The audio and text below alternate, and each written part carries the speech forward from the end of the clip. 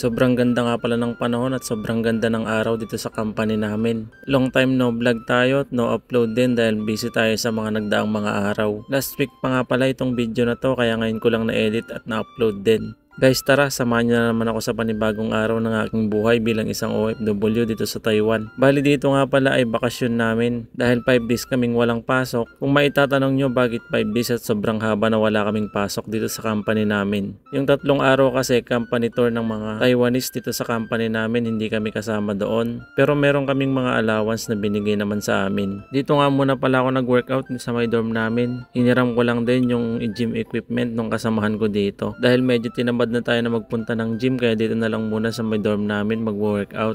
Pero okay lang din at least kahit papano nakalibre din tayo. So bali dito nga pala mga guys nag-warm up lang ako para hindi tayo ma-injury. Naging hilig ko na din kasi yung pag-workout kaya nadala ko na din dito sa Taiwan. Mga kabayan, kung meron kayong mga anxiety o kaya naman na-stress kayo, masasuggest ko nga pala na ito yung mabisang pwedeng gawing pagkaabalahan. Lalong lalo na makakatulong pa ito sa iyong kalusugan para makaiwas din sa sakit at patuloy na lumakas yung resistensya mo. So bali dito nga pala mga guys nag-start na din ako.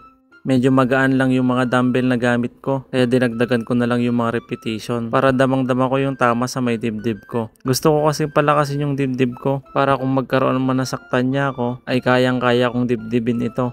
Hindi, joke lang.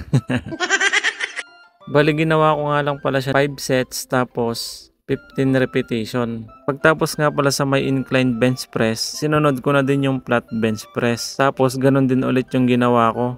5 sets tapos 10 to 15 repetition para ramdam natin yung ngalay sa may chest natin. Kapag nga pala kulang ka sa gamit or equipment, para maging solid yung tama sa may mga chest mo o sa mga part ng muscle na gusto mong patamaan, dagdagan mo na lang ng repetition tsaka sets para kahit papano ay mabugbog din yung muscle na gusto mong palakihin. Pagtapos ko nga palang gumamit ng bench press, pumasok lang ako dito sa may room namin kaya dito na lang ako nag-push up. Guys, kung mapapansin nyo, medyo napump na yung mga muscle natin. Kahit home workout nga lang pala, meron din progress yan mga kabayan. Yung pinakamagandang benefits kapag ikaw ay nag-workout, bukod sa gaganda yung katawan mo at magkakaroon siya ng hubog, magiging healthy ka pa at lalakas yung resistensya mo. Kaya ano pang hinihintay mo guys, try mo na din mag-workout. Bali, ang ginawa ko nga pala dito sa may push up, 5 sets tapos tig 20 repetition. Bali 100 lahat.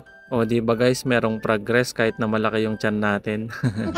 Pagtapos ko nga palang mag-push up dito sa may hagdan ng dorm namin, nag-dips naman ako dito tapos ganun din yung ginawa ko. 5 sets tapos tig 20 repetition. Para solid na solid talaga yung tama. Bali ang tatamaan nga palang muscle niyan is sa may lower chest tapos yung tricep natin. Tapos merong konting tama sa may traps. Magto 2 years na nga pala ako dito sa may Taiwan. So marami ding nagtatanong or nagko-comment sa mga video natin kung worth it nga daw ba na magtrabaho dito sa Taiwan. Oo, masasabi ko na worth it mag-work dito sa Taiwan. Lalong lalo na kung mahilig kang mambabae at manlalaki. Kahit may mga asa-asawa ka na dyan sa Pinas, goods na goods dito kasi walang makakakita sa'yo. Pero na lang kung talagang sumbong ka or merong concerned citizens na concern sa'yo, sa asawa mo at sa mga anak mo. Kung gusto mong magtrabaho dito sa Taiwan, ano pang hinihintay mo? Mag-apply ka na dahil sobrang daming hiring ngayon sa mga agency dyan sa Pinas.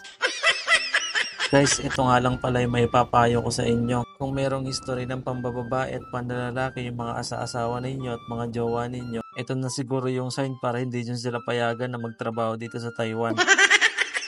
Ako na talaga yung nagsasabi sa inyo. Baka sa huli pagsisiyan nyo din ang lahat.